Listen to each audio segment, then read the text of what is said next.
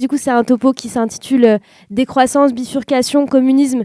Quel projet de société en fait pour faire face à l'urgence.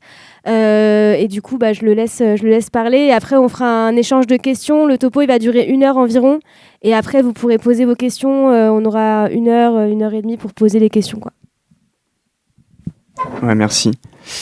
Je refais. Est-ce que c'est bon pour le fond si je parle comme ça? Ouais, ça va. Ok. Ouais, vous voyez en fait hier dans le programme, en fait, on a fait une discussion avec Adrien Cornet, donc notre camarade raffineur, gréviste de Grand Puy, et Paul Gilibert, donc qui est un militant, un théoricien marxiste qui cherche à faire le lien en fait entre la question de l'exploitation de la classe ouvrière et la question écologique. Et en fait, ensemble, on a beaucoup abordé et discuté hier les stratégies face à la crise écologique qui sont en cours en fait dans le mouvement écolo actuellement.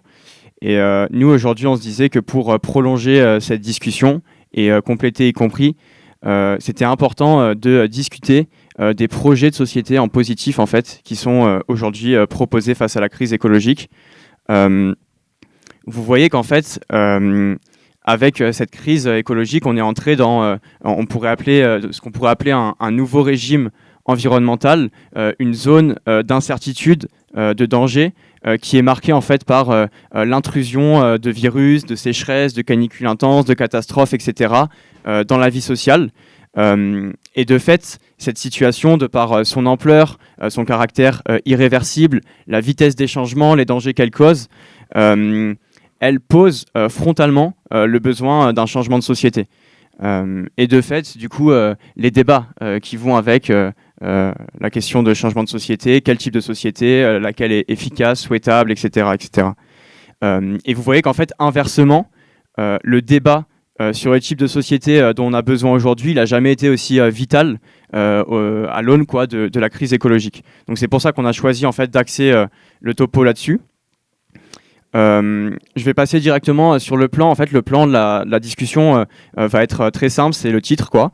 Dans un premier temps, on va voir discuter avec le courant de la décroissance, regarder ses apports pour considérer en fait la question de la production dans son cadre environnemental, et en même temps voir que c'est un courant qui est aujourd'hui pris de court par l'urgence de la situation et impuissant face à cette dernière. Ensuite, on regardera la bifurcation écologique, qui est en fait le programme écologique qui est promu par LFI, en voyant que c'est en fait une remise au goût du jour de la planification économique et écologique, mais dans le même temps aussi une réhabilitation de l'État bourgeois pour mener cette dernière. Et après, on va essayer d'explorer un peu notre perspective communiste en la confrontant en fait à trois problèmes, on va dire conceptuels, trois discussions centrales dans en fait l'écologie politique aujourd'hui, des problèmes face auxquels l'écologie politique bute, et on pense que une perspective communiste a des réponses à y apporter.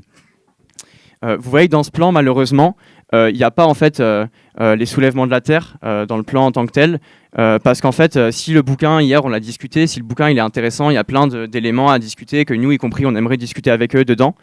C'est difficile d'en extraire en fait un projet de société en positif précis, ou au moins des signes un peu cohérents, on va dire. Mais par contre, on va chercher à discuter avec quelques-unes de leurs conceptions dans la partie finale, dans la partie communiste. Je commence du coup directement sur la partie, notre premier projet de société qui est proposé aujourd'hui, qui est la société décroissante, donc les courants de la décroissance. Vous voyez qu'en fait, aujourd'hui, l'idée de la décroissance, dans beaucoup de secteurs de la société, ça a pu s'imposer, en tous les cas, dans les secteurs écolos, certains secteurs de cadres, etc. Je sais pas, tes parents, ils peuvent bien aimer la décroissance. Enfin, il y a des secteurs où c'est quasiment devenu un lieu commun, malgré la diabolisation par Macron, par les patrons, etc., de ce terme. Et du coup, si en fait ce mot est quasiment devenu un lieu commun, discuter en fait avec la décroissance, ça pose une difficulté. Parce qu'en fait, c'est un courant très large qui regroupe plein de conceptions différentes. Vous voyez qu'en fait, la décroissance, ça peut aller de Delphine Batho, je ne sais pas si vous la connaissez, c'est en fait une militante de Europe Écologie Les Verts qui était dans la primaire présidentielle de 2022, qui avait, la primaire présidentielle de Europe Écologie Les Verts de 2022, qui avait axé tout son programme sur la décroissance, par exemple. Mais en fait, c'était une des candidates à la primaire EELV les plus droitières, les plus islamophobes. Les opposants aux méga-bassines la connaissent, y compris pour avoir permis en fait, de faire passer les premiers projets, etc. Mais en même temps, la décroissance, c'est repris par les secteurs beaucoup plus à gauche, des secteurs qui cherchent à se confronter au capital, des gens qui pensent des projets autonomes, etc. Dans le même sens, ce courant théorique très large, il faut voir que également à l'intérieur, il y a des courants qui en fait tiennent des positions et des propos qui sont en fait extrêmement confus sur des questions importantes comme les questions des droits LGBT, des droits reproductifs, de la santé, du validisme, etc. Des positions confuses ou franchement réactionnaires parfois, sous couvert en fait de critique de la technique, de primitivisme, de technocritique, etc. Y compris c'est quelque chose qui est dû à ses origines, ou en tous les cas la force du malthusianisme un peu dans la naissance de ce courant. On reviendra un tout petit peu là-dessus plus tard. Mais vous voyez qu'en fait, ce confusionnisme-là, ça fait qu'y compris la notion, elle peut être réappropriée par l'extrême droite, par des penseurs de l'extrême droite qui écrivent parfois des bouquins sur la décroissance. Alain de Benoist, pour ceux qui connaissent, a par exemple écrit un bouquin là-dessus. Donc en fait, c'est une difficulté, vous voyez, de discuter avec un truc aussi large. Nous, on va discuter avec les aspects qu'on considère progressistes de la décroissance et les penseurs plus progressistes de ce secteur-là. Mais vous voyez déjà que cet aspect nébuleux, y compris de confusion parfois, on pourrait déjà voir une première limite de la décroissance là-dedans. Pour contextualiser un petit peu, il faut voir que la décroissance, ça émerge en tant que courant de pensée dans les années 70. Et vous voyez qu'il y a deux choses importantes, je pense, pour comprendre la naissance de la décroissance dans les années 70. La première, c'est tous les débats autour du pic pétrolier, donc qui pose la question de la finitude des ressources en énergie, etc. Et en même temps, le choc pétrolier, le premier c'est 73, qui commence à poser vraiment concrètement qu'il y a en tous les cas, à cette époque, il y a toute des questions qui se posent par rapport à la finitude des ressources, à comment on va faire, etc. Et dans le même temps, les années 70, on en a discuté pas mal dans cette UDT. C'est aussi une période, c'est le début d'une offensive de la bourgeoisie très forte, aussi bien sur le terrain idéologique, où on va t'expliquer qu'en fait, il n'y a plus de grands projets de société, tu vas plus pouvoir te battre pour autre chose, mais également sur le terrain de la lutte de classe, c'est une guerre de classe. La bourgeoisie, elle cherche en fait à précariser au maximum le travail, elle s'attaque au maximum aux conditions de travail, etc. Je pense que c'est deux éléments importants pour comprendre en fait les racines de la décroissance. Et du coup, dans ces années 70, il va y avoir une première vague des courants décroissants, des économistes qui vont, y compris pas mal issus de la gauche ou du marxisme, en fait, qui vont poser ces questions-là, notamment avec l'écho d'un rapport connu, peut-être que vous connaissez, qui est le rapport Meadows, les limites de la croissance, voilà, qui a eu un écho énorme sur la formation de ce courant. Faut capter qu'à la base, c'est pas un rapport de gauchiste, hein. Le rapport Meadows, c'est un rapport rédigé par des gens qui viennent d'entreprises, par des scientifiques, etc., et qui est plus en fait comment la bourgeoisie se pose la question face à la finitude des ressources, face à des questions environnementales un peu plus pressantes dans les années 70, comment ils vont pouvoir continuer à accumuler ou pas, etc. Et c'est beaucoup posé avec un prisme malthusien, comme je disais, c'est-à-dire en fait de beaucoup considérer que l'essence du problème, c'est un stock fini de ressources et une population en augmentation et une demande en augmentation, quoi. Du coup, l'impact de ce rapport, il va être énorme, et y compris, voilà, ça va faire poser plein de questions, et y compris à des courants plus de gauche, etc. Et donc cette première vague de la décroissance, elle est structurée vraiment autour de l'idée, vous connaissez quoi, l'incompatibilité entre la croissance infinie et un monde fini, quoi. C'est vraiment cette première vague-là, elle est structurée comme ça. Et ensuite, la décroissance, elle connaît une seconde vague, y compris, je trouve, plus intéressante pour nous, pour discuter, dans les années 2000, une espèce de renaissance, quoi, dans une bataille de personnes du milieu académique, d'intellectuels, etc., contre les concepts de développement durable, contre les concepts de croissance verte, etc. Aujourd'hui, par exemple, également contre les concepts de transition énergétique qu'on est en train de vous dire. Macron vous dit on fait la transition énergétique, etc. Et eux, c'est des gens qui cherchent à apporter un contrepoint théorique à ça. Pour donner une définition de ce courant-là, donc on a vu qu'il y avait 2 principales vagues de ce courant. Et pour donner une définition générale, j'aime bien la définition qui est proposée, c'est dommage, je l'ai oublié de le prendre, mais dans un petit bouquin qui est sorti récemment, qui s'appelle Décroissance au pluriel. C'est un bouquin collectif coordonné par François Jarrigue et Hélène Tangeman, pour ceux qui s'intéressent. Et c'est très intéressant parce qu'en fait, il dresse un état des lieux des courants de la décroissance et en même temps des débats internes. Il y a plein de penseurs décroissants différents qui exposent leur opinion, etc. Donc si vous voulez lire un bouquin sur la décroissance, je vous conseille vraiment celui-là. Et dans ce bouquin, il y a une définition qui est bien, je trouve, qui permet de tout résumer, qui est la décroissance fédère celles et ceux qui souhaitent une réduction de la taille physique du système économique, donc moins de prélèvements de ressources naturelles, moins de rejets polluants, pour des raisons écologiques, sociales et démocratiques. Voilà.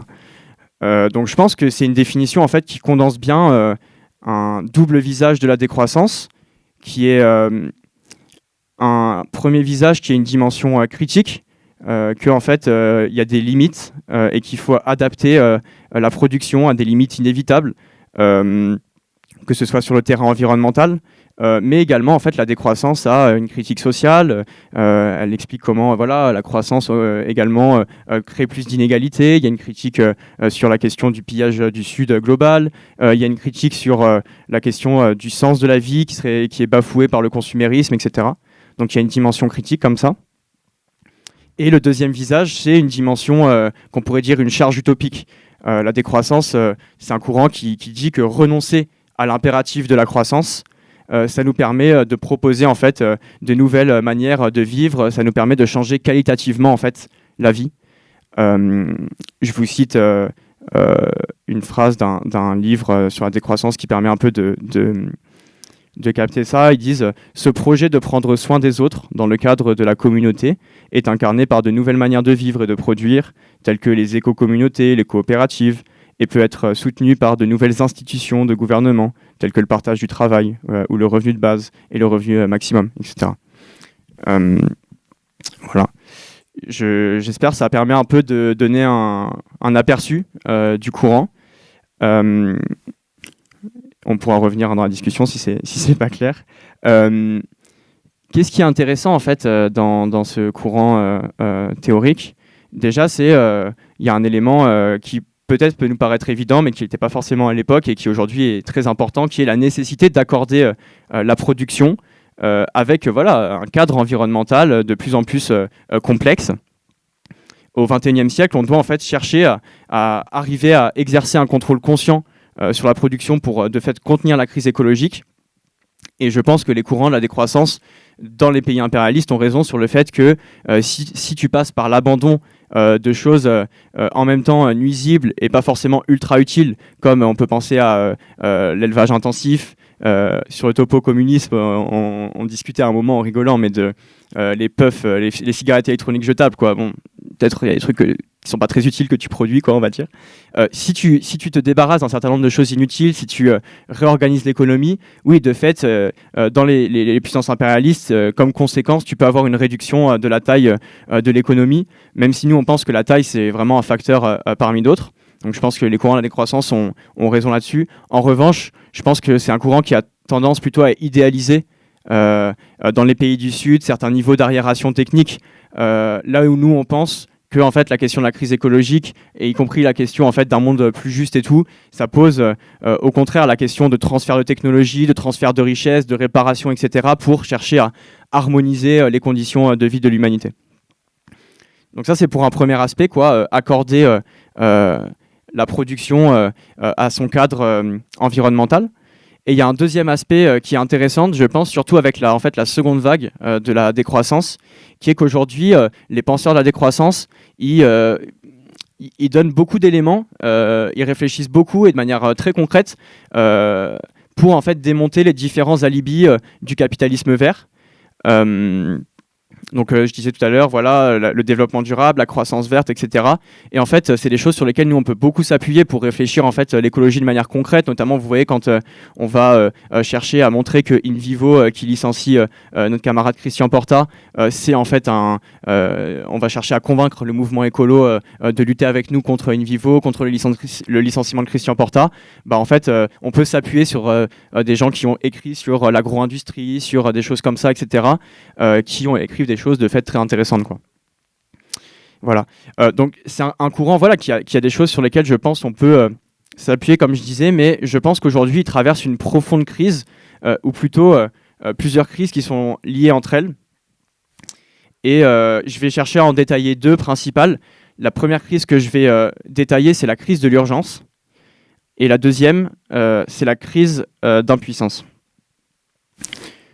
Pour aller sur notre première crise, donc la crise de l'urgence, résumer très rapidement, en fait, cette crise, c'est quoi? C'est qu'en fait, la décroissance, c'est plutôt une pensée de paix dans un monde plutôt de convulsions, de guerre, de crise. Vous voyez qu'entre ces premières élaborations dans les années 70, la seconde vague des années 2000, de la décroissance, bah en fait, le capitalisme, il a continué son expansion, il a continué son entreprise de destruction du vivant, il a continué l'exploitation, les émissions de CO2 continuent de grimper, l'extractivisme est en plein boom. Aujourd'hui, il y a un boom historique de l'extractivisme, et du coup, en réponse, forcément, la crise écologique s'intensifie, les catastrophes s'intensifient, etc. Et la décroissance qui s'était élaborée comme une solution progressive, en douceur, à cette crise, qui proposait en fait de mobiliser les outils de l'économie sociale et solidaire, de l'État social pour une transition douce, qui tablait plutôt sur une transition comme un phénomène graduel et progressif, y compris avec un aspect très fort de changement des mentalités, d'expansion au sein du capitalisme, d'alternatives, d'autres institutions, etc. Bah, elle qui pensait un changement comme une espèce de rampe, de pente, plus ou moins inclinée, mais comme une pente, bah aujourd'hui on est plutôt face à une énorme marche, et cette marche elle fait que en fait, grimper au fur et à mesure que la catastrophe s'intensifie. Et ça c'est quelque chose qu'on voit bien dans en fait, les productions décroissantes actuelles, je trouve. Notamment, il y a un historien des techniques que je trouve intéressant qui s'appelle Jean-Baptiste Fressos, peut-être que certains d'entre vous connaissent ou ont entendu parler, qui parle beaucoup de l'énergie. Et aujourd'hui, lui, il dit, il appartient à ce spectre de la décroissance, etc. Mais aujourd'hui, lui, il parle pas de décroissance énergétique, enfin, il peut le dire, mais surtout, il dit amputation énergétique, en gros. Le terme est un peu fort, mais vous voyez qu'en fait, aujourd'hui, si tu veux sortir du pétrole, ce qui est une nécessité vis-à-vis de la question des gaz à effet de serre, mais d'autres choses aussi, ça veut dire renoncer à 80% du mix énergétique mondial en termes d'énergie primaire. Ça fait une grosse marche, quoi. Enfin, ça fait quand même quelque chose d'important. Ça se retrouve dans d'autres champs de la décroissance. Luc Mal, qui est un théoricien décroissant, il parle aujourd'hui de décroissance en catastrophe, etc. Et donc oui, ça devient clair que les modifications aujourd'hui imposées par la situation écologique, elles sont d'un ordre de grandeur tellement grand que ça relève de la rupture, que ça relève d'un renversement de paradigme, là où la décroissance, elle a du mal en fait à poser la question de la rupture, et au contraire, elle est plutôt un courant qui cherche à refuser de poser la question de la rupture, à refuser cet aspect-là. Et d'où nous, dans ce sens, on rejoint la critique d'un théoricien écosocialiste qui s'appelle Daniel Tanuro. Peut-être que vous connaissez, il avait écrit L'impossible capitalisme vert. Récemment, il a sorti un très bon livre d'entretien. Et il dit, en fait, la décroissance, c'est comme l'illusion d'une alternative douce, moins périlleuse et moins exigeante que la rupture avec le capitalisme. Nous, on est plutôt d'accord avec cette affirmation. Et en fait, au final, vous voyez que ce refus de la rupture, ça fait que pour agir aujourd'hui, si tu es un décroissant convaincu, si tu es convaincu par cette théorie, bah, il te reste pas énormément de choses, quoi. Enfin, c'est compliqué. Il te reste des initiatives individuelles, des initiatives sur le mode de vie, des tentations de la fuite, peut-être des initiatives associatives, mais beaucoup de choses qui apparaissent beaucoup en décalage en réalité avec l'ampleur de la crise, et également qui ne participent pas en fait à essayer de créer un projet collectif et en bataille avec une forme d'individualisme que en fait, le néolibéralisme nous a inculqué, quoi. Voilà, donc ça c'était pour la première crise, la crise de l'urgence. Cette idée, voilà, que ça laisse les décroissants convaincus un peu dépourvus, cette théorie, ça fait la transition sur notre deuxième crise, qui est en fait la crise d'impuissance. Toujours dans le livre dont je vous parlais, là, décroissance au pluriel, il y a un théoricien important de la décroissance, important pour le courant, y compris qui a pu avoir des positions confuses pour le coup, qui s'appelle Serge Latouche, qui a écrit un article intéressant qui s'appelle 20 ans de décroissance, quel bilan ? Et dedans, il dit quelque chose que je trouve très parlant. Il dit, je cite, « Le contraste entre la percée médiatique de l'idée et l'émergence théorique du projet d'une part, et les avancées pratiques d'autre part, est impressionnant et pathétique. » C'est-à-dire que si la décroissance, c'est quelque chose qui est très connu, tout le monde peut l'avoir à la bouche, etc., l'idée a fait son bout de chemin, on va dire, mais l'idée est incapable de s'articuler à des forces matérielles qui peuvent en fait la rendre vivante, quoi. C'est un constat qui est dû aux caractéristiques de ce projet, qui s'est avant tout pensé comme un courant théorique, académique, de pensée. Serge Latouche lui-même, en fait, il dit qu'avant de pouvoir décroître, il faut pouvoir décroître, dans le sens comme si la croissance, en fait, c'était avant tout un mythe et qu'il faut détruire ce mythe avant de pouvoir réellement agir. Et cette difficulté, cette impuissance, elle est renforcée par le fait que la décroissance, elle a, comme le dit un autre théoricien décroissant qui s'appelle Paul Ariès, une incapacité à penser un sujet de la révolution décroissante, lui met entre guillemets. Et c'est vrai qu'en fait, le sujet social au cœur du projet décroissant, il reste indéterminé, y compris parfois en bataille entre certains secteurs. Mais on ne sait pas, est-ce que c'est les paysans qui ont un rapport réputé, en tous les cas dans ces courants-là, plus sensible à la terre, aux vivants, etc. Est-ce que c'est une caste de super ingénieurs intendants qui supervisent les flux d'énergie et de matière dans la société ? Est-ce que c'est un gouvernement de gauche qui met en place le revenu universel, quelques institutions ? Est-ce que c'est les jeunes déserteurs qui quittent leur travail ou leurs études pour essayer d'aller se reconnecter avec la Terre ? Il y a un flou total sur cette question. Et pire, en fait, la décroissance, elle s'est construite plutôt sur la réfutation qu'il y aurait un sujet précis, et plus particulièrement contre l'idée que le prolétariat, les travailleurs, comme on les discute beaucoup ici, serait le sujet, ou pourrait être le sujet du changement dont on a besoin. Peut-être que vous connaissez un texte d'André Gortz, donc un des théoriciens décroissants de la première vague qui venait du marxisme, qui s'appelle « Adieu au prolétariat ». Je pense que le titre dit déjà pas mal, quoi. Mais en gros, c'est l'idée que le prolétariat aurait été totalement capté, aurait été totalement rendu captif, quoi, de la société de consommation, et que du coup, la société de consommation, quelque part, aurait neutralisé en fait, la lutte des classes.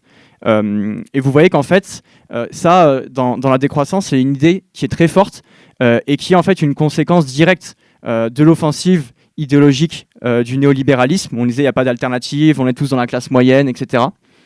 Et c'est quelque chose qui, en plein cœur de l'offensive néolibérale, tu peux comprendre que les courants, sans dire qu'on est d'accord bien entendu, mais que cette idée soit forte. Mais aujourd'hui, beaucoup de penseurs décroissants défendent encore ça.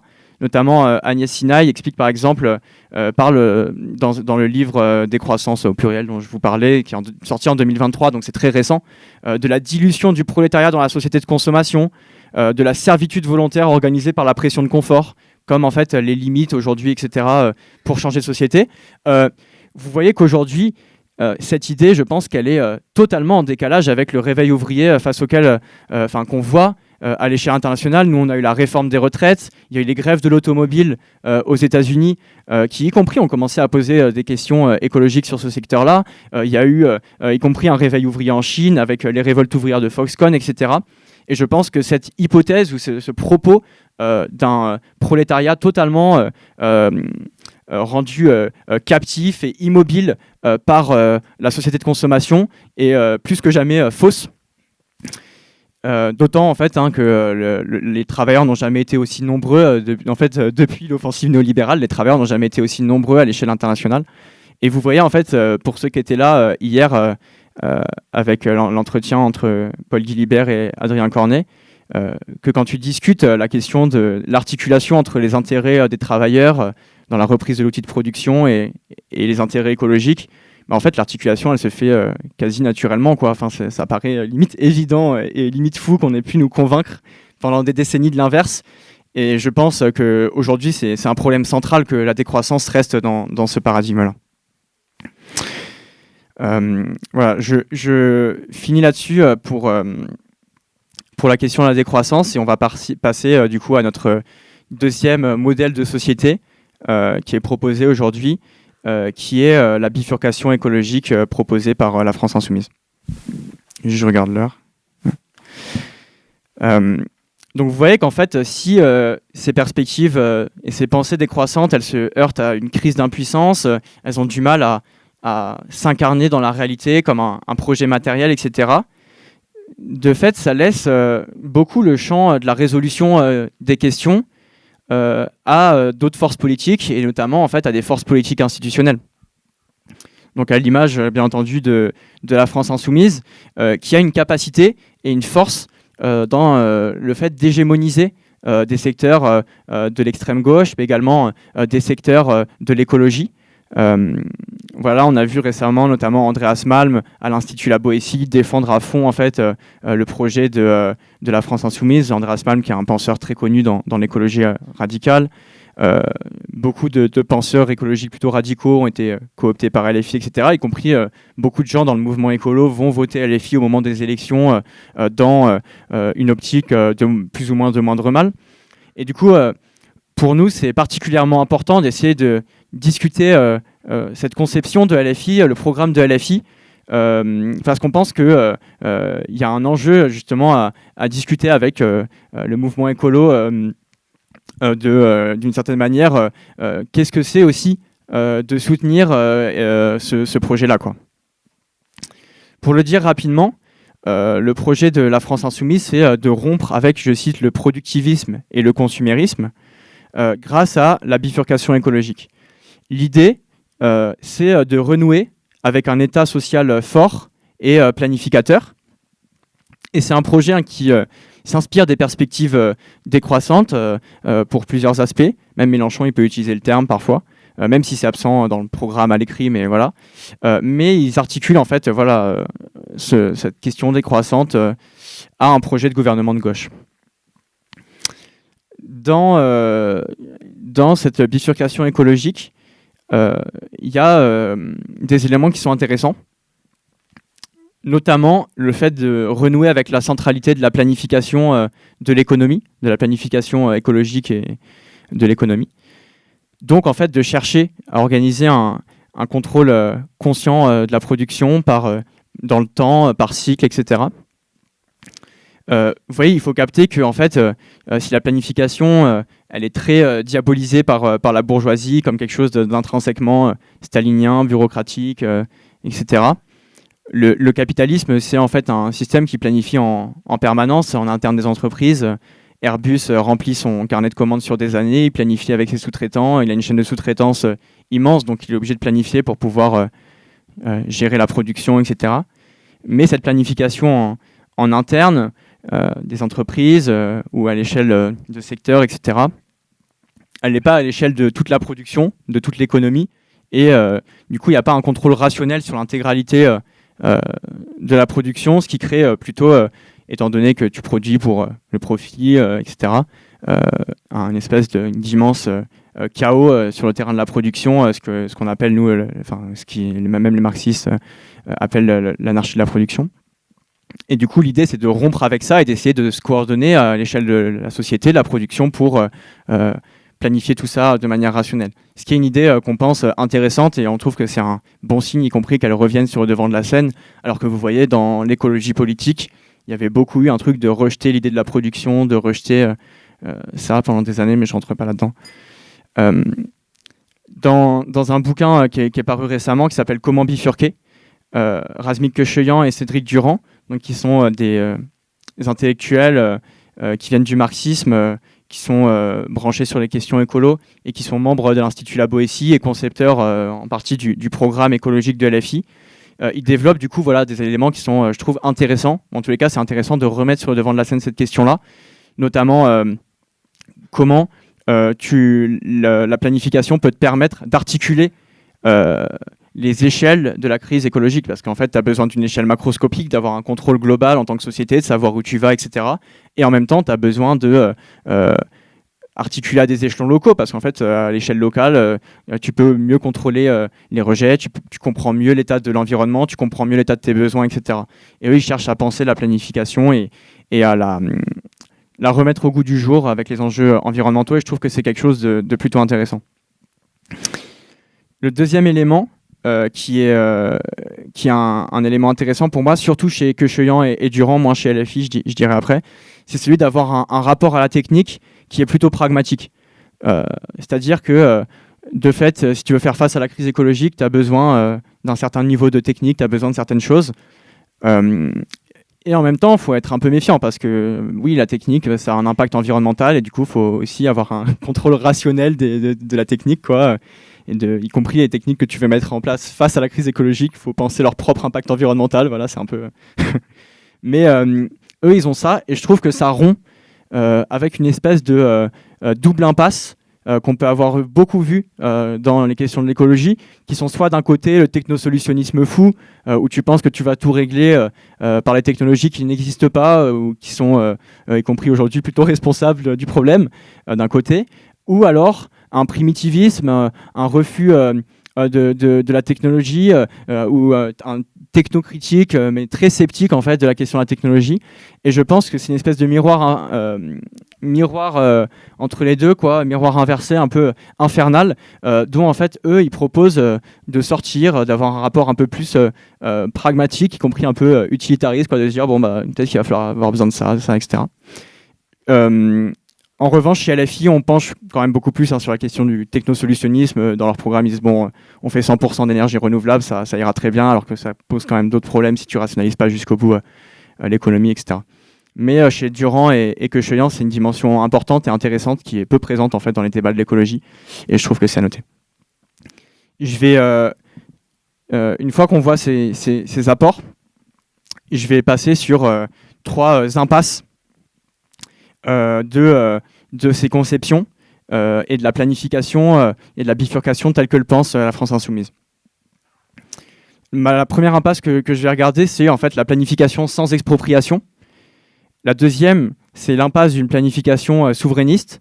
Et la troisième, ce que je disais un peu au début, le fait que c'est une planification qui au final réhabilite l'État bourgeois. Donc pour la première impasse, la planification sans expropriation, vous voyez qu'en fait, s'il y a une question chez la France Insoumise d'essayer de planifier à une échelle macro, à une échelle large, ben en fait, cette échelle, elle s'arrête à la frontière nationale, à la frontière de la France et de son empire colonial par ailleurs. Excusez-moi, j'ai bugué. Elle s'arrête à la frontière, pour l'instant, de la propriété privée. C'est après la frontière nationale quand on fait le souverainisme. Excusez-moi. Elle s'arrête à la frontière de la propriété privée des moyens de production. L'idée dans le projet de LFI, c'est surtout de mettre en marche un État social, mettre en marche les services publics, la formation, les financements publics, etc., pour des projets verts et pour remplir des objectifs écologiques chiffrés, des baisses d'émissions de CO2, etc. Concernant les entreprises privées, c'est un peu plus compliqué. LFI, en fait, ce qu'ils disent, c'est qu'ils vont leur mettre la pression avec des leviers indirects.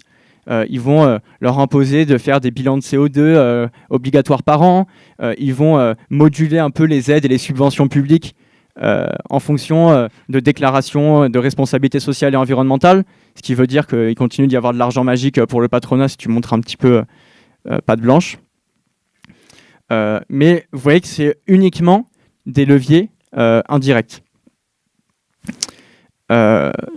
C'est un problème parce que la réalité, c'est qu'en France, si tu veux planifier la production, et je parle juste en France, si tu veux planifier la production de manière un peu efficace, si tu planifies sans contrôler Total, Dassault, Airbus, Safran, Thales, etc., bah, tu planifies pas grand-chose, quoi. Enfin, je pense que c'est un premier élément qu'il faut voir. Et plus insidieux, cette logique, en fait, au final, elle fonctionne très bien avec le discours hypocrite de verdissement des entreprises, de mise à niveau écologique de l'industrie, etc. Et dans le fond, ça peut ressembler plus en fait à une grande campagne de verdissement de l'économie dans une logique de relance de l'accumulation. On en discutait hier avec Paul Guilibert. Et en fait, il y a une idée là-dessous qui est qu'un travail exploité, un travail aliéné, un travail dans une société capitaliste pourrait être soutenable, serait possible.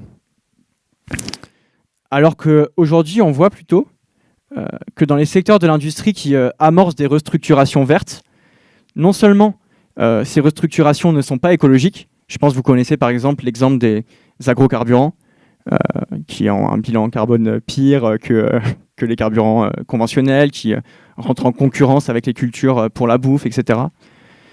Donc non seulement ces restructurations vertes ne sont pas écologiques, mais en plus, elles sont implémentées dans une logique néolibérale de casse des conditions de travail, de casse des acquis sociaux, etc. Je pense par exemple à nos camarades raffineurs du coup, de Grandpuits qui s'étaient battus contre un PSE déguisé en projet de transition de leur raffinerie, de transition verte de leur raffinerie. Et en fait, surtout, ce projet de transition verte, c'était une manière d'attaquer leurs conditions de travail, d'attaquer leurs qualifications, de déqualifier leur travail. Donc nous, face à cette impasse d'une planification sans expropriation, on défend un programme, au contraire, d'expropriation des secteurs stratégiques de l'industrie sous contrôle ouvrier, sans rachat, bien entendu, parce qu'on pense que tu peux planifier de manière efficace uniquement si tu fais une incursion, si tu rentres dans le domaine de la propriété privée. On peut comprendre ça aussi de différentes manières. Par exemple, aujourd'hui, si tu veux réfléchir à la question écologique, tu dois faire une espèce d'inventaire des ravages, d'inventaire des dommages, des dégâts, ce qui nécessite de s'approprier toutes les documentations internes des entreprises, s'approprier leurs archives, s'approprier leurs livres de compte pour savoir ce qu'ils ont fait, etc. Quand on voit le niveau de mensonges qu'ils sont capables de mettre, y compris encore récemment avec la question des polluants éternels, il y a une nécessité comme ça de venir s'approprier, rentrer dans la propriété privée, y compris même si tu veux mettre en place des solutions efficaces, tu vas devoir prendre connaissance de l'état de la technique actuelle, et pouvoir la mettre en place, pouvoir l'utiliser. Donc il faut abolir les brevets, bien entendu.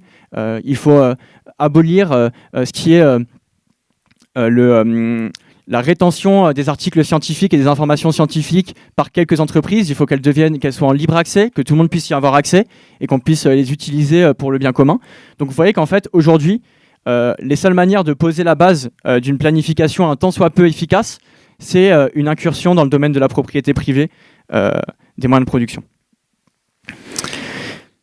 J'enchaîne du coup sur ma deuxième impasse de la planification selon la France insoumise, qui est le souverainisme du coup écologiste, que j'ai déjà un petit peu teasé du coup.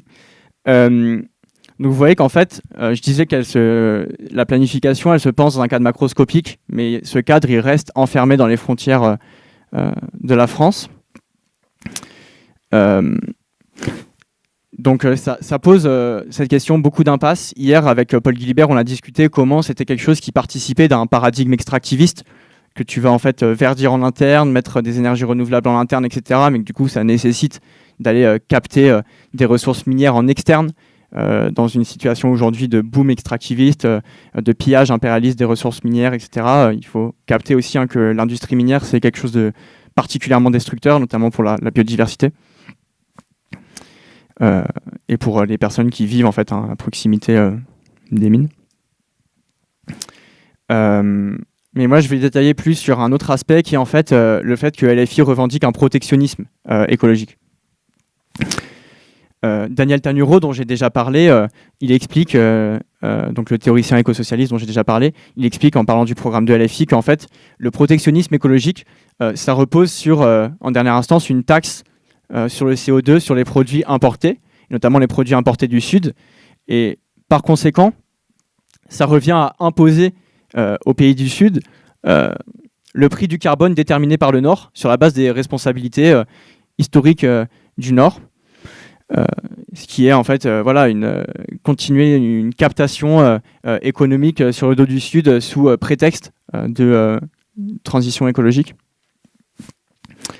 On voit par ailleurs que en fait, cet aspect souverainiste écologique, il se voit même que le programme de LFI ne fait même pas mention des engagements ultra minimaux des pertes et dommages. Je ne sais pas si vous connaissez ça, les pertes et dommages.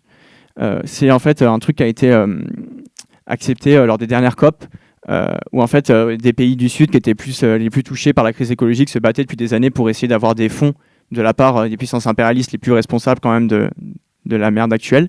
Et du coup, ils se sont battus et ils ont arraché des fonds pour compenser les dommages qui sont des miettes, c'est ridicule les montants par rapport aux dommages réels, y compris tu peux pas compenser les dommages de destruction de conditions de vie, etc. par de l'argent, mais c'était un des aspects dans les dernières COP, et que en fait LFI ne fait pas référence à ces choses-là, alors que bon, ça leur coûterait pas grand-chose, quoi.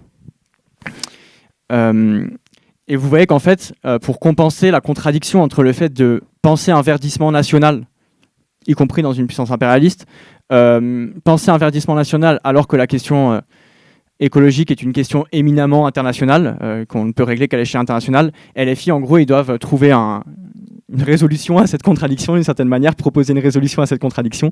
Et ils disent, en gros, on sera le fer de lance d'une nouvelle diplomatie climatique et écologique dans le cadre de l'ONU. Bon, déjà, quand on voit l'impuissance totale de l'ONU sur la question du génocide à Gaza, et plutôt sa complicité en réalité, ça laisse à penser quant à sa capacité à réorganiser la production à l'échelle mondiale, je pense.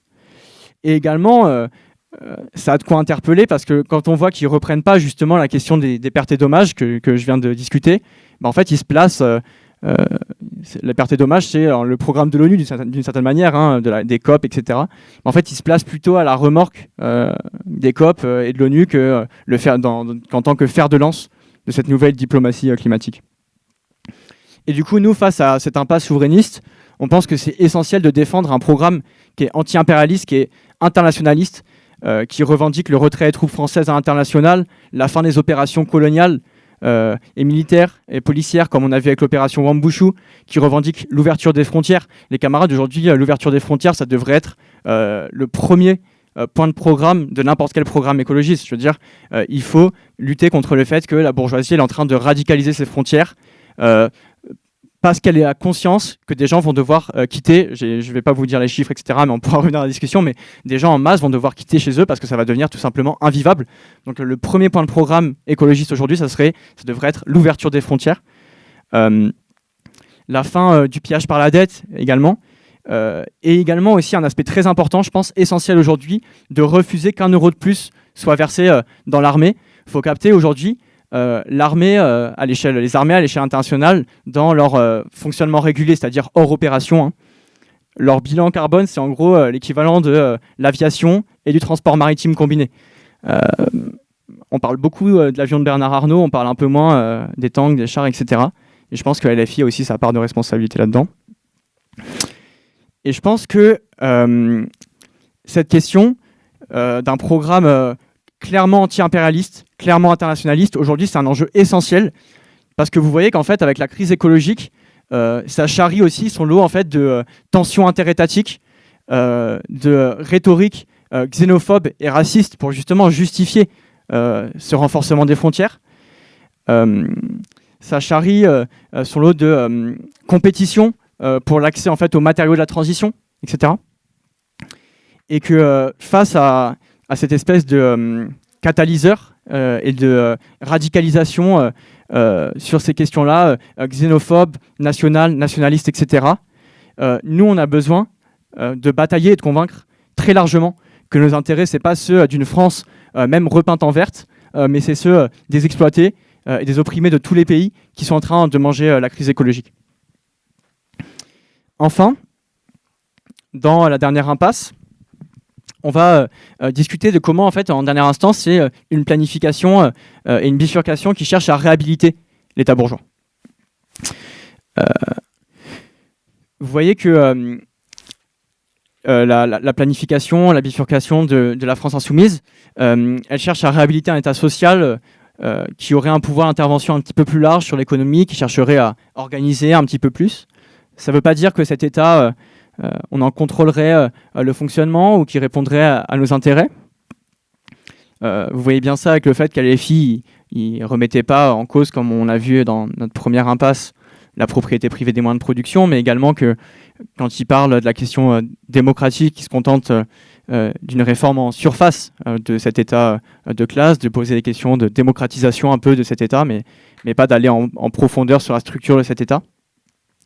Et je pense qu'aujourd'hui, il y a un aspect qui devient quand même de plus en plus clair, qui est qu'après des décennies d'échecs et de débandades des COP, après des décennies de mensonges sur le chlordécone, aujourd'hui, vous avez vu récemment de ne pas reconnaître que Bayer, Monsanto ont empoisonné des millions de personnes avec l'agent orange.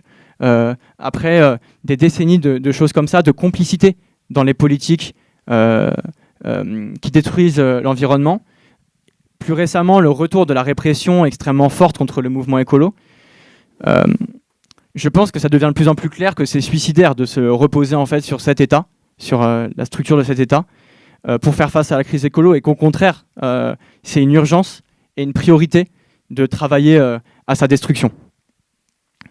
Et c'est là que la stratégie en fait d'LFI est la plus problématique, parce que vous voyez qu'en fait, elle dit en gros on va pouvoir un peu verdir, un peu démocratiser cet État, et ça tend du coup à affaiblir les possibilités de lutte contre celui-ci, en maintenant les grands choix politiques entre les mains justement de cet État planificateur, de son personnel politique, de ses députés, ce qui participe à nous séparer toujours un peu plus, à séparer toujours un peu plus les masses de l'activité politique, y compris nous, c'est la bataille qu'on mène aussi avec les directions syndicales, quoi, de ne pas séparer les représentants qui font la politique et les masses qui sont en moyen de pression, etc., que en fait les masses doivent être l'acteur de la politique. Mais pire, je pense, et c'est là où on capte mieux le problème, c'est que vous voyez que dans la jeunesse, il y a un tournant quand même idéologique qui peut se faire sur la question de l'écologie. Tu peux te radicaliser face à l'État sur la question de l'écologie, et que LFI, au contraire, joue plutôt un rôle de contrepoids idéologique pour faire retourner ces secteurs qui peuvent se radicaliser, se détacher de l'État bourgeois, vouloir s'y opposer, et le faire retourner dans le giron de cet État bourgeois, en fait, à chaque élection, à chaque moment, etc. Et un dernier point, juste là-dessus, c'est qu'en fait, cette planification à partir de l'État bourgeois, je pense qu'elle est d'autant plus problématique qu'aujourd'hui, on est dans une situation de réflexion de la bourgeoisie dans la marche à la guerre, le retour des grands affrontements internationaux, et que certains secteurs de la bourgeoisie, on en discutait un petit peu aussi dans cette UDT, sont pas réticents à la question de la planification si ça permet en fait de organiser les forces productives pour la guerre, quoi. Et je pense que le projet de LFI en tant que tel, en tous les cas, n'a pas montré qu'il était incompatible avec cette perspective.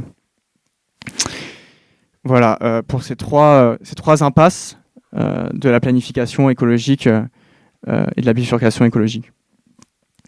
Dans le mouvement écologiste, pour finir rapidement là-dessus, même radical, en fait, il y a une idée selon laquelle l'urgence écologiste, l'urgence de la situation où on est, l'urgence chronique, Malm il dit ça, nous oblige à dépasser en quelque sorte l'opposition entre réforme et révolution. Ce serait un truc du passé, ce serait un truc de l'Holocène, quoi, avant l'Anthropocène, avant machin, etc.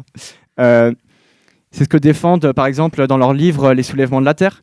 Par ailleurs, que je disais, il y a des éléments intéressants dans ce livre. C'est également ce que défend Andreas Malm, qui dit, lui, on n'a pas les moyens aujourd'hui de faire un État ouvrier. Ça n'arrivera pas, etc. Et du coup, il faut s'appuyer sur l'État bourgeois, c'est notre seule bouée de sauvetage, et notre seule perspective, c'est de faire pression sur celui-ci avec des actions radicales, du sabotage, de l'action directe. Moi, je pense qu'au contraire, les impasses de la planification de LFI, elle prouve plutôt l'inverse.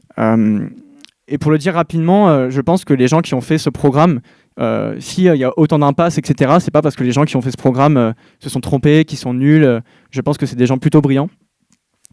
Mais je pense qu'au contraire, les impasses de ce programme, c'est plus un symptôme de la contradiction entre vouloir prendre en charge les enjeux écologiques d'une part et refuser de toucher à la racine du problème d'autre part, de refuser de toucher en profondeur à l'État bourgeois, à la propriété privée des moyens de production, à l'État, à la forme nationale, etc. Comme j'ai démontré avec les impasses.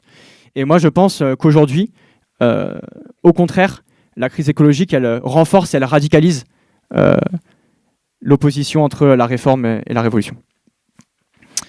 Ce qui nous amène magnifiquement sur notre troisième partie, sur la question du communisme dans la crise écologique. Je regarde l'heure, ça va. Donc, dans cette troisième partie, en fait, j'aimerais défendre une idée peut-être a priori un peu surprenante, que la catastrophe écologique, loin en fait de ringardiser, ridiculiser, décrédibiliser ou discréditer la perspective communisme, je pense qu'elle la rend plus actuelle, plus vitale et y compris plus vivant que jamais. Je dis que ça peut paraître contre-intuitif parce que, effectivement, comme on discutait déjà pas mal dans cette unité, mais après les expériences du socialisme réel, du productivisme stalinien complètement taré, quoi, vous connaissez les exemples de la mer d'Aral, de plein d'autres choses qu'on pourrait détailler, etc.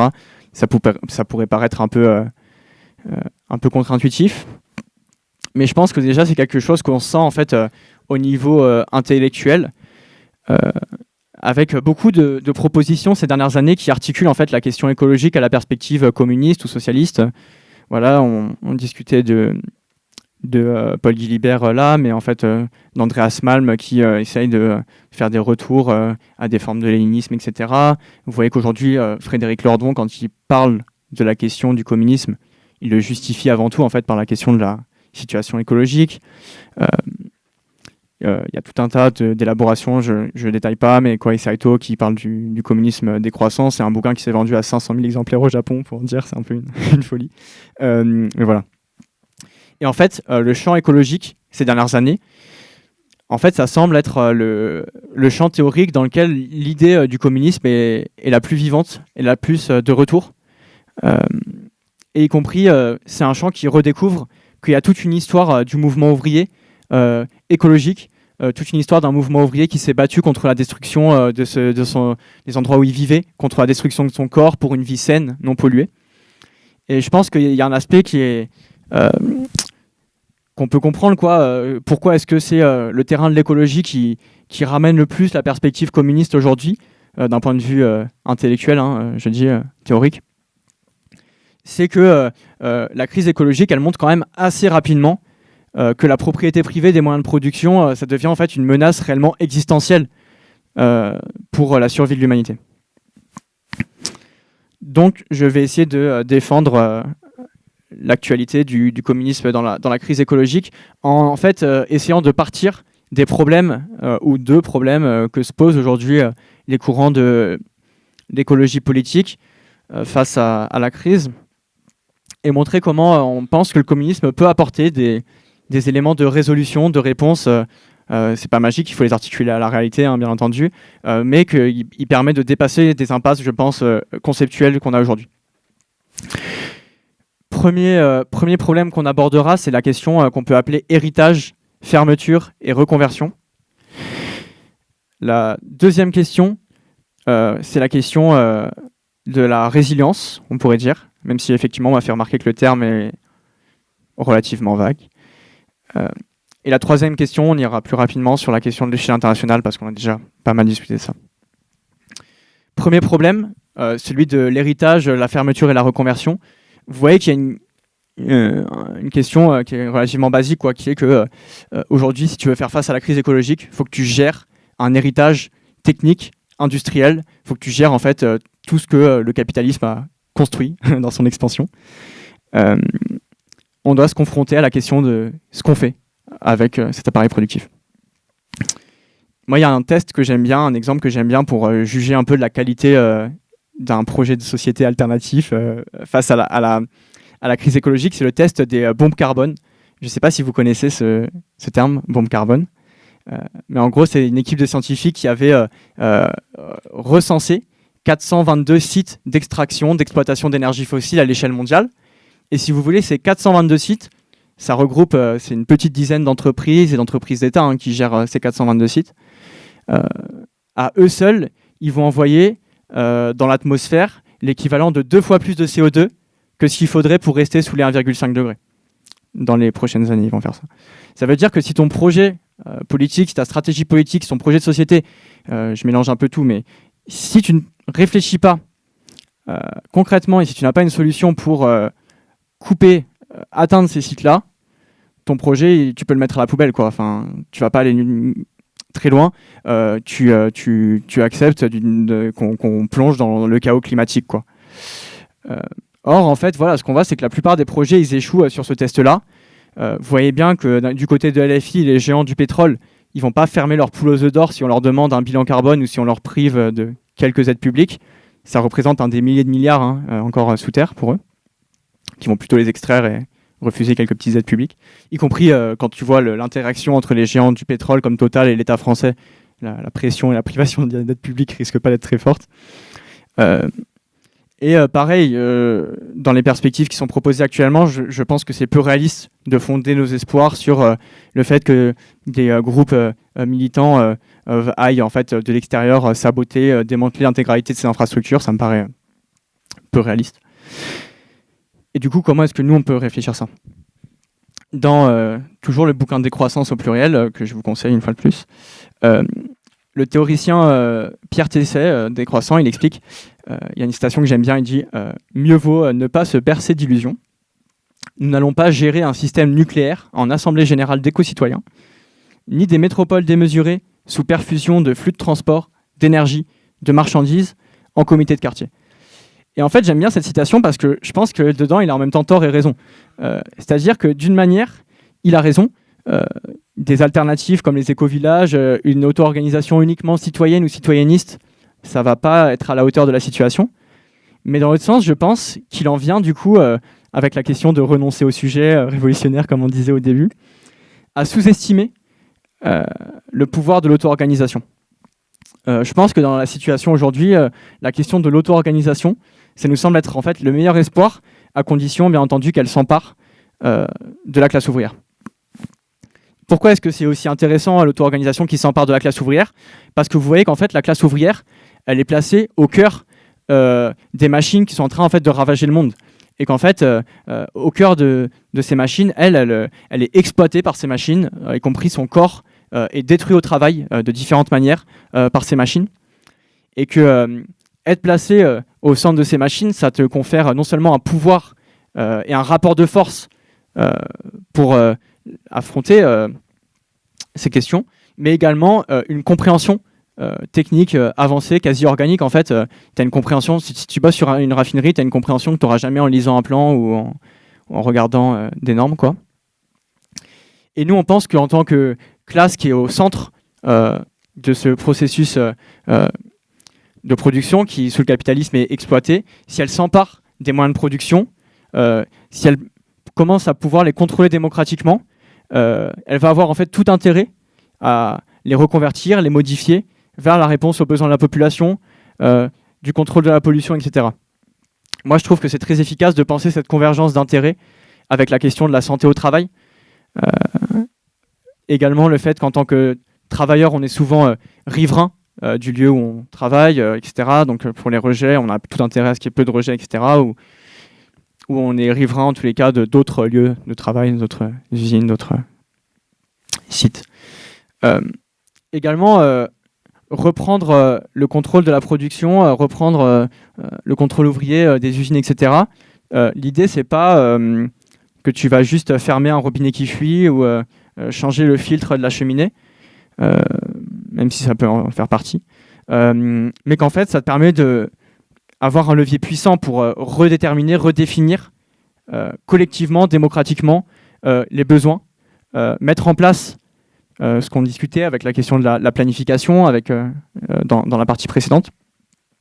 Contrôler beaucoup plus rationnellement les impacts de la production dans la nature. Je pense que c'est important de capter que tenir entre ses mains les leviers de la production, reprendre entre ses mains les leviers de la production, c'est aussi produire la société tout entière, quoi.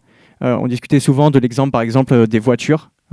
Comment est-ce que ce truc aussi inefficace et s'est imposé? En fait, ça s'est imposé parce que quand tu es des entreprises qui vont vendre des voitures, tu vas aussi en fait avoir la capacité de organiser la société autour de ça, etc. Malm revient beaucoup là-dessus, notamment dans ses élaborations sur le capital fossile. Du coup, voilà, nous on pense que le contrôle ouvrier de la production, c'est à notre avis aujourd'hui la meilleure manière de répondre aux défis de héritage, fermeture, reconversion. Je pense qu'il n'y a pas d'autres candidats que les travailleurs du pétrole pour fermer les bombes carbone. J'ai pas de doute là-dessus. Et je pense que c'est une perspective à travailler aujourd'hui en se battant pour que en fait, la question de l'auto-organisation devienne... vous voyez que c'est une bataille politique, la question de l'auto-organisation. Il y a des adversaires politiques de l'auto-organisation, que ce soit dans les mouvements sociaux, etc., dans les grèves, et que c'est une bataille constante. Mais également, il faut qu'on se batte pour essayer d'organiser la jonction entre les secteurs de la jeunesse qui se politisent sur l'écologie et cette classe ouvrière. Et je pense que c'est un élément particulièrement urgent, en réalité, parce que vous voyez que l'écologie bourgeoise, le paradigme bourgeois autour de l'écologie, qui va en fait diaboliser ou négliger autrement les ouvriers, qui met en place ce qu'on disait tout à l'heure, des restructurations vertes qui sont en réalité des politiques austéritaires. Il sépare, ou il cherche, en tous les cas, à séparer toujours plus les ouvriers de la classe, de la question écologique. On peut penser, on a discuté hier de la loi contre les polluants éternels de ELV. Ceux qui étaient là hier avec Adrien et Paul Guilibert ont eu le truc, mais les autres, je ne sais pas si vous aviez suivi cette séquence, mais qui est très, pour moi, vraiment révélatrice. Je le fais très rapidement, mais en gros, ELV faisait passer au Parlement une loi contre les polluants éternels, ce qui est par ailleurs, les polluants éternels, une question énorme aujourd'hui sur la qualité de l'eau, la santé, etc. Mais les polluants éternels, de fait, proviennent de l'industrie. Ça provient de la production d'imperméabilisants, de caoutchouc, de Tefal, etc. Et en fait, eux, dans leur texte de loi, ils cherchaient à contrôler l'émission de ces polluants éternels, la production de ces pollutions, etc., de manière très limitée par ailleurs. Et en fait, dans leur texte de loi, ils négligent totalement les conséquences économiques qu'il pourrait y avoir pour les salariés qui se verraient licenciés par les impacts de cette loi.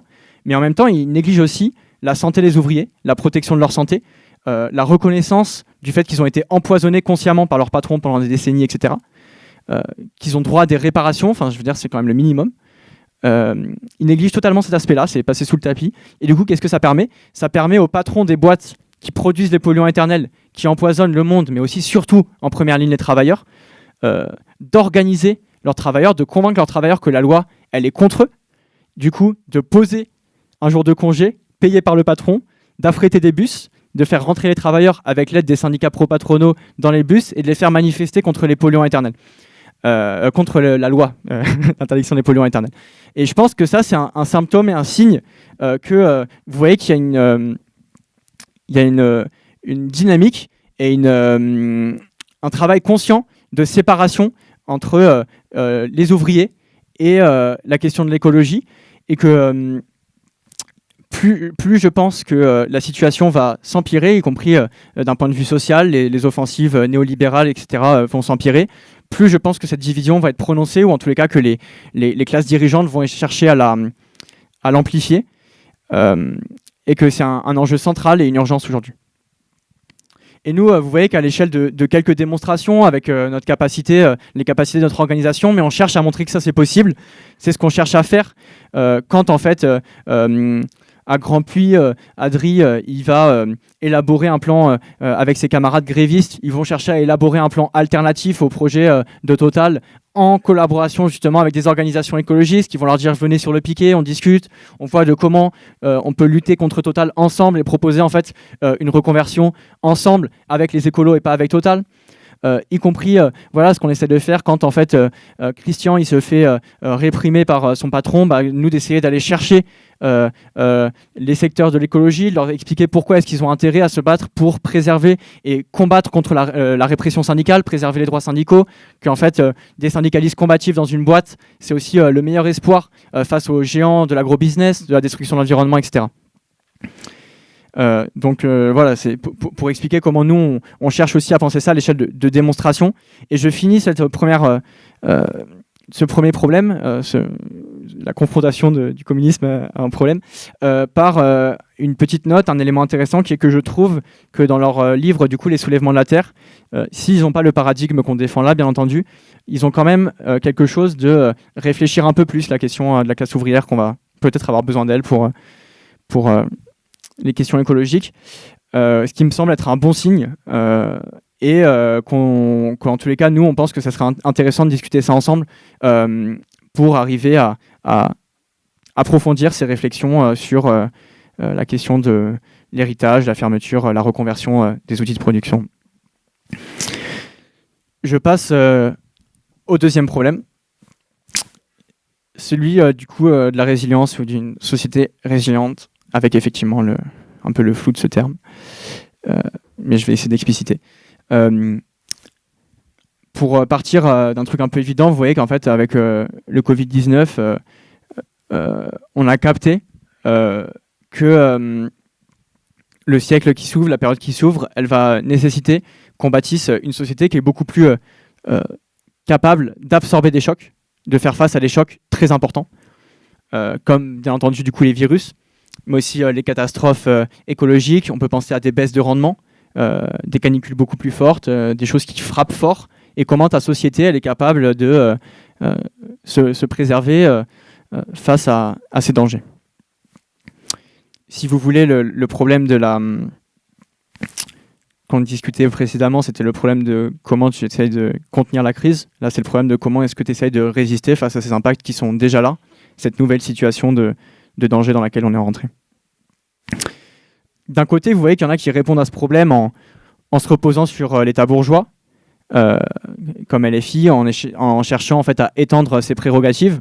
On a déjà montré l'impasse que ça représente, mais y compris, vous voyez que dans la gestion de crise, l'État bourgeois gère les choses de manière socialement différenciée, de manière racialement différenciée, y compris la séquence du Covid l'a prouvé. Donc, première impasse. En face, d'autres, ils cherchent plutôt, dans la conquête de la résilience, à reconquérir leur autonomie matérielle en dehors du capital, à reconquérir leur subsistance. C'est ce qu'on retrouve aujourd'hui, notamment comme conception chez les soulèvements de la Terre, mais c'est aussi un truc qui est très présent chez les déserteurs, ceux qui quittent leur souvent des tafs qualifiés ou des études qualifiées, etc., pour se reconnecter à la Terre, aux moyens de leur subsistance, etc. Il y a plusieurs problématiques avec cette conception de chercher à se reconnecter à sa subsistance matérielle soi-même. On pense, premièrement, qu'il y a une tentation de soustraction, de fuite, de se soustraire au capitalisme. De fait, aucune communauté limitée ou aucun réseau de communautés ne peut internaliser la chaîne de fabrication du nécessaire aujourd'hui pour vivre, quoi. Si tu penses à l'énergie, à des outils même rudimentaires, à quelques informations, à des médicaments, tu ne peux pas internaliser ça à l'échelle individuelle, encore moins, enfin à l'échelle collective, encore moins à l'échelle de petits collectifs ou à l'échelle individuelle. Et du coup, cette politique de soustraction, elle nécessite de se procurer ces biens dans la division capitaliste du travail, dans la production actuelle. Et Lordon, il écrit un truc que je trouve bien là-dessus dans le bouquin Vivre sans. Il dit si la désertion de certains a pour condition la possibilité cachée que certains autres, en fait la plupart, en soient interdits et demeurent dans le capitalisme, je ne pense pas que ça fasse une solution satisfaisante. Mais il y a aussi des secteurs qui théorisent et qui pensent cette quête de la subsistance, le fait de se réapproprier les terres, la production de notre propre nourriture, etc., comme un projet collectif et conflictuel avec le capitalisme. C'est ce que pensent les soulèvements de la Terre. Eux, y compris, ils bataillent contre la fuite, etc. Enfin, dans leur livre. Nous, on pense que d'une certaine manière, cette logique-là, elle continue de se heurter à la question de l'appareil productif, en posant en gros notre priorité, notre objectif, c'est la terre, l'eau, les semences pour pouvoir cultiver, etc. Mais elle esquive la question de l'appareil productif, comme je disais, et elle bute sur une question qui est centrale, qui est la question de la division du travail. Vous voyez qu'aujourd'hui, la question de la division du travail, y compris, elle est réactualisée par la crise écologique, parce que faire face à la zone de danger, d'incertitude dans laquelle on est rentré aujourd'hui, ça va nécessiter de fait un certain nombre d'outils complexes qu'on peut atteindre que grâce à une division du travail à l'échelle de toute la société. Vous pouvez penser aujourd'hui par exemple à des réseaux de transport pour par exemple les personnes qui vont avoir leur milieu de vie complètement ruiné par la crise écologique, il va falloir les transporter de manière sécurisée d'un espace à un autre. Vous pouvez penser à une utilisation raisonnée du numérique, notamment pour faire des modèles climatiques, comprendre l'avancée de la crise, collecter des données pour rationaliser la production, plus prosaïquement à des vaccins, à des médicaments, etc. Et nous, on pense que partir de cette division du travail, c'est essentiel, et qu'on comprend d'une certaine manière le fait que la division du travail, c'est plutôt pas sexy et que les gens n'ont pas envie d'en discuter, parce que la réalité, c'est que dans le capitalisme, c'est quelque chose d'ignoble, c'est une horreur. Ça signifie l'enfermement dans des tâches ingrates, destructrices pour le corps, destructrices pour l'esprit, une division genrée, raciale du travail, etc. Je cite pas tout.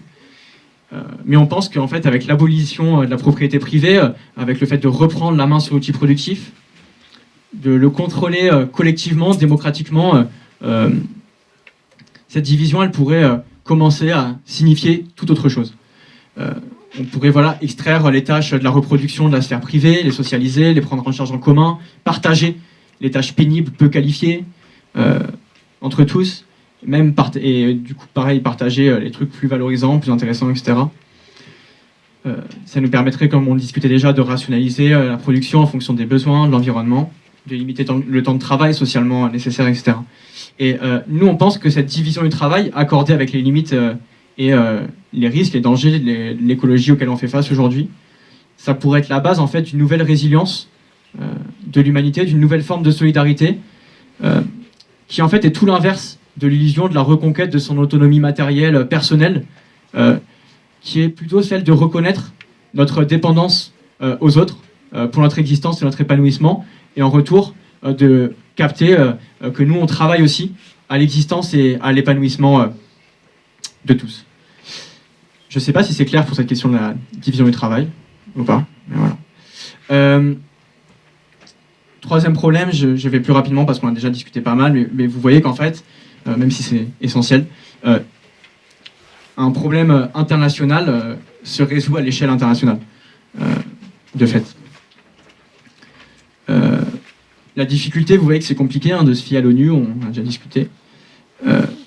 Et en fait, c'est compliqué aujourd'hui pour beaucoup de champs de l'écologie de proposer une solution un peu convaincante réellement à l'échelle internationale. Beaucoup de secteurs butent dessus, voire ils refusent de regarder en face le problème, etc. Et nous, on pense que face à cette question, en fait, on a besoin de renouer avec un internationalisme conséquent, un internationalisme concret. Et pour être conséquent et concret, il faut que cet internationalisme, cet anti-impérialisme, il soit ancré dans le mouvement ouvrier. Nous, on pense qu'on doit reconstruire une tradition du mouvement ouvrier dans lequel le mouvement ouvrier est capable d'avoir un impact sur les politiques impérialistes de ces États, bloquer des envois d'armes, bloquer les complices du génocide à Gaza, attaquer les entreprises impérialistes à l'image de Total, qui sont responsables du pillage de l'environnement, de la destruction de l'environnement à l'étranger. Hier, Adri, par exemple, il expliquait comment, dans la grève contre Total, il convainquait, il bataillait ses collègues, etc., qu'en fait, en tant que raffineur en France, tu dois te solidariser des Ougandais qui, en fait, sont expropriés par dizaines de milliers par les projets Tilenga et ICOP en Ouganda, qui ont, en fait, leur pays ruiné par cet immense projet de pipeline. Et nous, on pense que c'est une piste conséquente pour réfléchir l'articulation à l'échelle internationale de la résolution de la crise. Mais vous voyez que, d'une certaine manière, la crise écologique montre qu'on ne va pas pouvoir se contenter que de petites victoires. On ne va pas pouvoir se contenter que de victoires tactiques, que de semi-victoire, etc. Et s'il va y avoir effectivement des convulsions dans les temps qui s'ouvrent, s'il va y avoir de la lutte, c'est clair. La question, c'est avant tout de savoir si elles vont déboucher sur des victoires stratégiques, si elles vont déboucher sur la prise du pouvoir par la classe ouvrière, ou si elles vont déboucher par, pour l'instant, jusqu'à présent, vous voyez, toutes les convulsions qu'on a vues, tous les mouvements, y compris les révoltes, etc., ont plutôt débouché sur soit des quelques miettes, soit les défaites. Et c'est pour ça que nous, on construit une organisation internationale qui s'appelle la Fraction trotskiste, qui est présente dans plusieurs pays et qui cherche à être un outil stratégique, justement, ancré dans le mouvement ouvrier et capable de se lier aux mouvements réels qui vont émerger et les articuler à une stratégie capable de nous apporter la victoire.